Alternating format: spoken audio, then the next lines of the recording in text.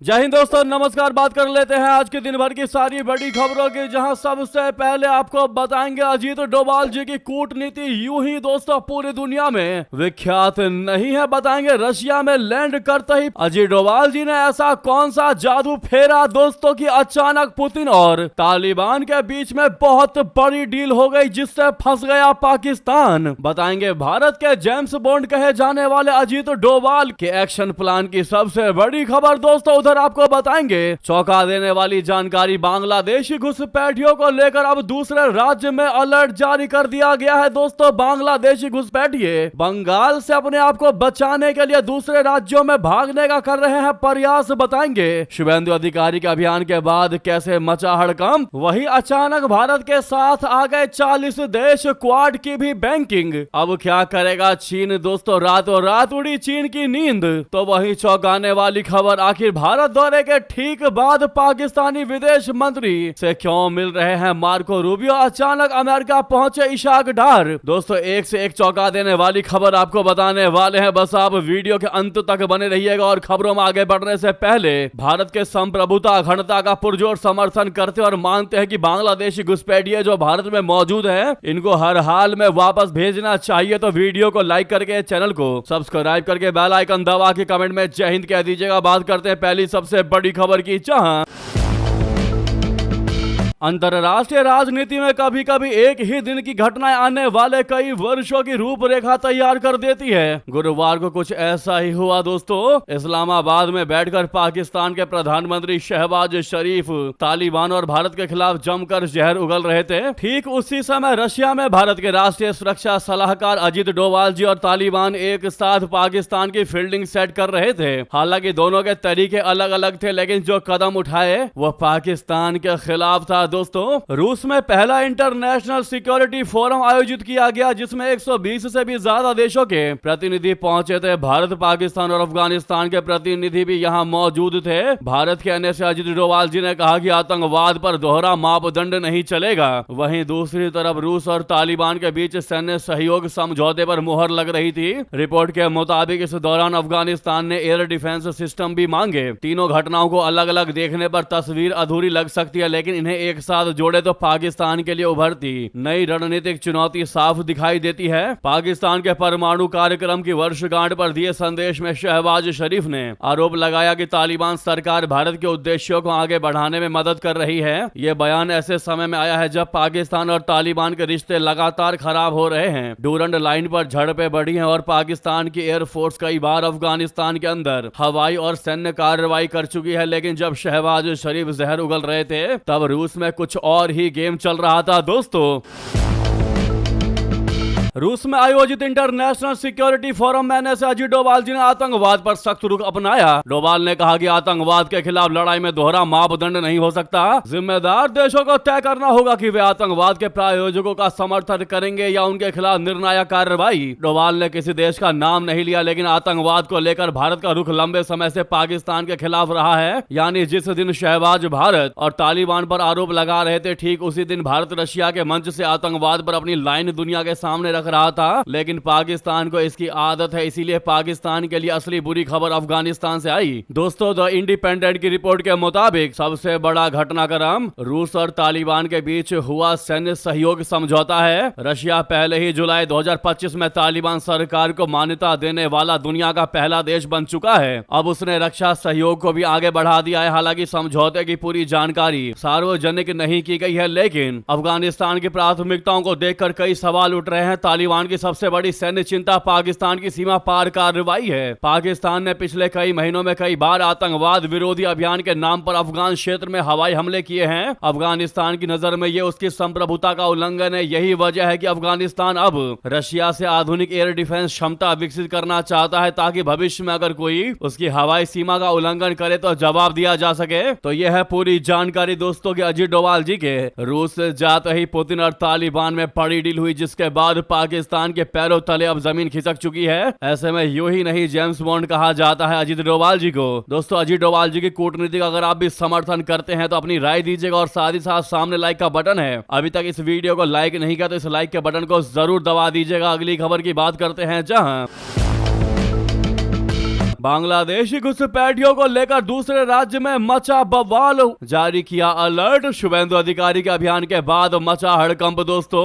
ओडिशा सरकार ने अब पश्चिम बंगाल के साथ सीमा साझा करने वाले अपने जिलों को बांग्लादेशी घुसपैठियों के संभावित प्रवेश को लेकर सतर्क कर दिया है। ओडिशा सरकार ने यह कदम पश्चिम बंगाल में शुभेंदु अधिकारी प्रशासन द्वारा बांग्लादेशी घुसपैठियों के खिलाफ पता लगाओ, हटाओ और निर्वासित करो की नीति अपनाए जाने के बाद उठाया है। पश्चिम बंगाल से सटे बालासोर और मयूरभंज जिलों के अधिकारियों को ओडिशा सरकार ने यह निर्देश तब जारी किए हैं जब उत्तर 24 परगना जिले के बसीरहाट उपमंडल स्थित हाकिमपुर जांच चौकी पर बड़ी संख्या में बांग्लादेशी नागरिकों के एकत्र होने की खबर सामने आई है। पुलिस उप महानिरीक्षक पिनाक मिश्रा ने कहा कि चूंकि संदिग्ध बांग्लादेशी घुसपैठियों ने पश्चिम बंगाल के भीतर आवाजाही शुरू कर दी, इसीलिए उनके ओडिशा में प्रवेश की आशंका है। इसी कारण हम सतर्क हैं और ऐसी किसी भी गतिविधि को रोकने के लिए आवश्यक कदम उठा रहे हैं। ओडिशा पश्चिम बंगाल सीमा पर निगरानी बढ़ा दी गई है ताकि राज्य में किसी भी प्रकार की अवैध आवाजाही को रोका जा सके। मिश्रा ने कहा कि केंद्र सरकार की ओर से घुसपैठियों का पता लगाकर उन्हें कानून के तहत भारत से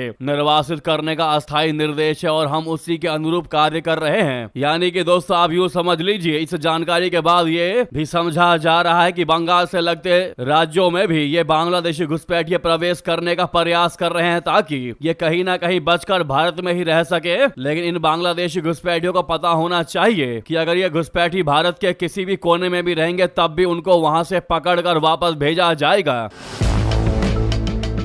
वहीं दोस्तों भारत बांग्लादेश सीमा पर इन दिनों काफी तनाव देखने को मिल रहा है, खासकर बॉर्डर फेंसिंग लगाने के काम के दौरान बांग्लादेश की बॉर्डर गार्ड बांग्लादेश के जवानों द्वारा आक्रामक रवैया दिखाए जाने की घटनाएं लगातार सामने आ रही हैं। भारतीय सीमा सुरक्षा बल बोले तो बीएसएफ फेंसिंग का काम तेजी से कर रही है, लेकिन बीजीबी बांग्लादेश की फोर्स इसे रोकने का प्रयास कर रही है। ऐसे में सवाल उठता है कि बीजीबी के कितने जवान इस लंबी सीमा पर तैनात है, वे इतना आक्रामक व्यवहार क्यों कर रहे हैं, जबकि भारत तो मात्र फेंसिंग लगाने का ही काम कर रहा है, उनकी जमीनें तो ले नहीं रहा, तो फिर वो इसका विरोध क्यों कर रहा है। दोस्तों भारत बांग्लादेश की सीमा दुनिया की सबसे लंबी जमीनी सीमाओं में से एक मानी जाती है। इसकी कुल लंबाई 4096 किलोमीटर है, जो पश्चिम बंगाल, असम, मेघालय, त्रिपुरा और मिजोरम राज्यों से होकर गुजरती है। इस सीमा पर बीएसएफ भारत की तरफ सुरक्षा की जिम्मेदारी संभालती है, जबकि बांग्लादेश की तरफ बीजीबी तैनात है। दोस्तों बीजीबी बोले तो बॉर्डर गार्ड बांग्लादेश जो है वो बांग्लादेश की अर्ध सैन्य बल है, जिसकी कुल संख्या लगभग 70,000 बताई जाती है। इनमें से बड़ी संख्या भारत की सीमा पर ही तैनात है। बीजीबी के पास 64 बटालियन है जो भारत की सीमा पर ड्यूटी देते हैं। हालांकि सटीक संख्या सार्वजनिक रूप से नहीं बताई जाती,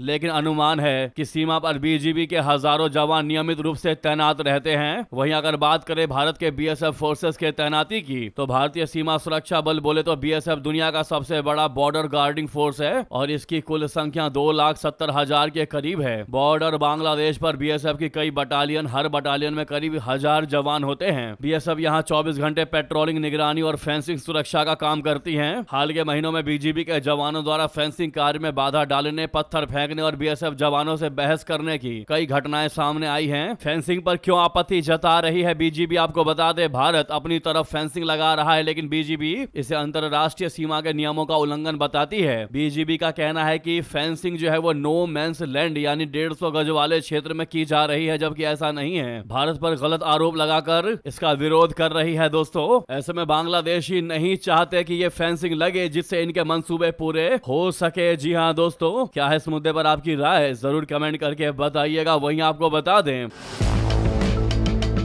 अब क्या करेगा चाइना, भारत के साथ आए 40 देश, क्वाड की भी हुई बैंकिंग, क्रिटिकल मिनरल्स पर बड़ी पहल शुरू। जी हाँ दोस्तों, क्वाड देशों ने अभी हाल ही में भारत में हुई बैठक में क्रिटिकल मिनरल सप्लाई चेन को दुरुस्त करने के लिए बहुत बड़ा फैसला किया है। इसी बीच नई जानकारी सामने आ रही है, वो ये कि क्रिटिकल मिनरल्स के क्षेत्र में चीन के प्रभुत्व को पूरे तरीके से खत्म करने के लिए करीब 30 से 40 देश अपना सप्लाई चेन बनाने के लिए अलग से वैकल्पिक रणनीति तैयार कर रहे हैं, जिसमें भारत भी शामिल है। चीन ने करीब 1 साल से प्रमुख और दुर्लभ खनिजों के निर्यात को इतना सख्त कर दिया है कि दुनिया भर में इसको लेकर बहुत ही छटपटाहट मची हुई है। द न्यू इंडियन एक्सप्रेस ने सूत्रों के हवाले से खबर दी है कि चीन के इस प्रभुत्व को खत्म करने के लिए भारत समेत करीब 30 से 40 देश क्रिटिकल मिनरल्स की वैकल्पिक सप्लाई चेन तैयार करने पर काम कर रहे हैं। वहीं आपको बता दें भारत दौरे के ठीक बाद पाकिस्तानी विदेश मंत्री से क्यों मिल रहे मार्को रूबियो अचानक अमेरिका पहुंचे। इशाक डार क्या है जानकारी दोस्तों, दरअसल अमेरिका अमेरिका के विदेश मंत्री मार्को रूबियो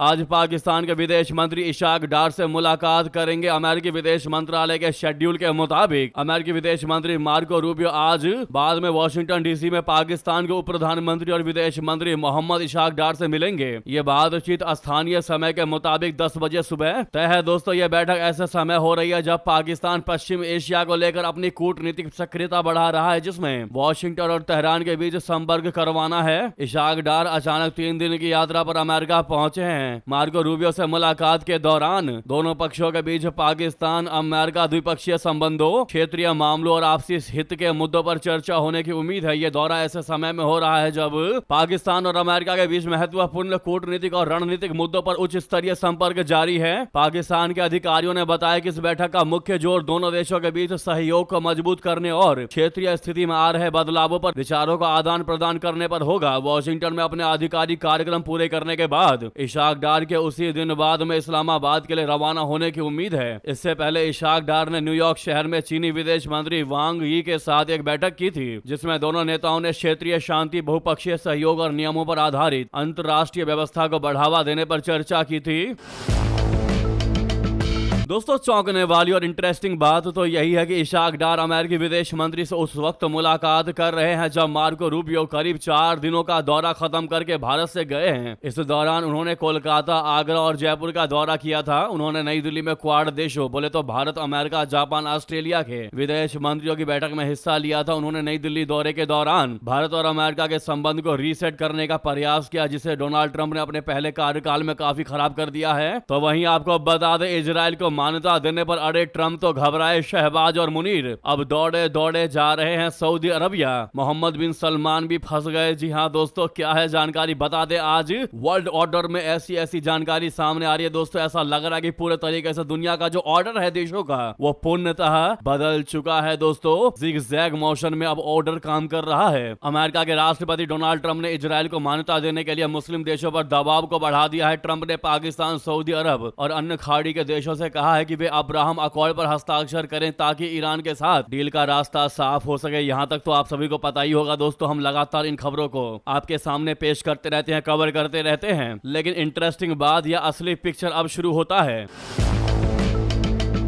दरअसल अमेरिकी राष्ट्रपति के इस बयान के बाद पाकिस्तान बुरी तरीके से फंस गया है, जो अब तक ट्रंप की खुशामद में लगा हुआ था। पाकिस्तान के आतंकी गुटों ने इजराइल को मान्यता देने पर शहबाज और आसिम मुनीर को चेतावनी दी है। इस महासंकट से निकलने के लिए अब शहबाज और मुनीर दोनों ही अचानक से सऊदी अरब जा रहे हैं। CNN न्यूज 18 की रिपोर्ट के मुताबिक पाकिस्तान का नेतृत्व इजराइल को मान्यता देने को लेकर भारी दबाव में है। पाकिस्तानी सेना और सरकार में ये अब बहस तेज हो गई है कि अगर सऊदी अरब इजराइल के साथ रिश्ते सामान्य करता है तो इस्लामाबाद का क्या रुख होगा। पाकिस्तान की सरकार और कट्टरपंथी ताकतें वर्षों से इजराइल को लेकर नफरत को बढ़ावा देती रही है। अब ट्रंप के दबाव के बाद उनके लिए मुश्किलें पैदा हो गई हैं। सूत्रों का कहना है कि शहबाज शरीफ और आसिम मुनीर दोनों ही जल्द ही सऊदी अरब जा रहे हैं। मुनीर और शहबाज दोनों ही सऊदी नेतृत्व के साथ अब्राहम अकॉर्ड को लेकर व्यापक बातचीत करेंगे। ऐसे में पाकिस्तान की करीबी से नजर सऊदी अरब के अगले कदम पर है कि सऊदी क्या करता है। ऐसे में विश्लेषकों का कहना है कि बिना सऊदी अरब के समर्थन के पाकिस्तान के लिए इजराइल को मान्यता देना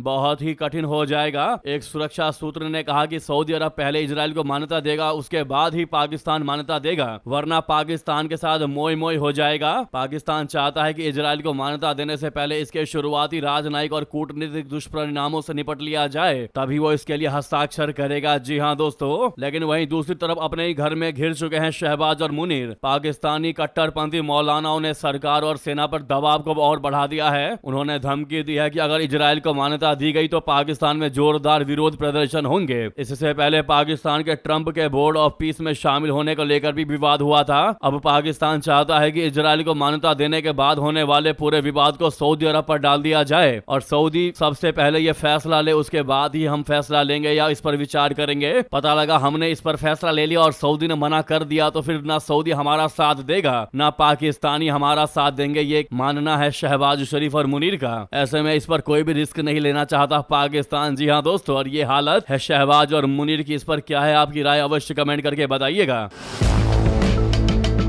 वहीं दोस्तों इजरायली प्रधानमंत्री नेतन्याहू ने बताई अपनी दिल की बात, कहा पूरी दुनिया एक तरफ और भारत का प्यार एक तरफ। जी हाँ दोस्तों, इतना बड़ा बयान इन्होंने दिया है कि हर किसी भारतीय का दिल जीत लिया नेतन्याहू जी ने। आखिर ऐसी कौन सी खासियत देख ली भारत में दोस्तों कि उन्होंने पूरी दुनिया को एक तरफ और भारत का प्यार एक तरफ बता दिया। इजरायल और हमास के बीच जारी भीषण संघर्ष के बीच सोशल मीडिया और कूटनीतिक गलियारों में एक पुरानी लेकिन बेहद दिलचस्प चर्चा दोबारा तेज हो गई है। वैश्विक मंचों पर जहां इजरायल की सैन्य कार्रवाइयों को लेकर तीखी आलोचनाएं हो रही हैं, वहीं इजरायली प्रधानमंत्री बेंजामिन नेतन्याहू और भारत के बीच का अनूठा डिजिटल और कूटनीतिक कनेक्शन एक बार फिर सुर्खियां बटोर रहा है। इंटरनेट और सोशल मीडिया प्लेटफॉर्म्स पर वायरल हो रहे दावों के मुताबिक बेंजामिन नेतन्याहू का मानना है कि पूरी दुनिया में उनके सबसे वफादार और सबसे ज्यादा फॉलोवर्स कहीं और नहीं बल्कि भारत में ही है। आइए आपको बताते हैं दोस्तों, दरअसल अंतरराष्ट्रीय स्तर पर इजरायल इस समय चौतरफा दबाव का सामना कर रहा है। कई पश्चिमी और मध्य पूर्व के देश उसकी नीति और युद्ध को लेकर सख्त रुख अपनाए हुए हैं, लेकिन इस कूटनीतिक घेराबंदी के बीच भारतीय सोशल मीडिया में इजरायल और विशेषकर नेतन्याहू के प्रति एक अलग ही दीवानगी देखने को मिलती है। नेतन्याहू के आधिकारिक सोशल मीडिया हैंडल्स पर नजर डालें तो उनके पोस्ट पर प्रतिक्रिया देने वाले, उन्हें सपोर्ट करने वाले और उनके बयानों को रिपोस्ट करने वाले यूजर्स में एक बहुत बड़ा हिस्सा भारतीयों का होता है। राजनीतिक विश्लेषकों का मानना है कि यह केवल एक तकनीकी आंकड़ा नहीं है बल्कि ये दोनों देशों के बीच बदलते भू राजनीतिक समीकरणों का सीधा असर है। इस मुद्दे पर आपकी क्या राय है दोस्तों? नेतन्याहू को लेकर आपकी क्या राय है? नेतन्याहू कैसे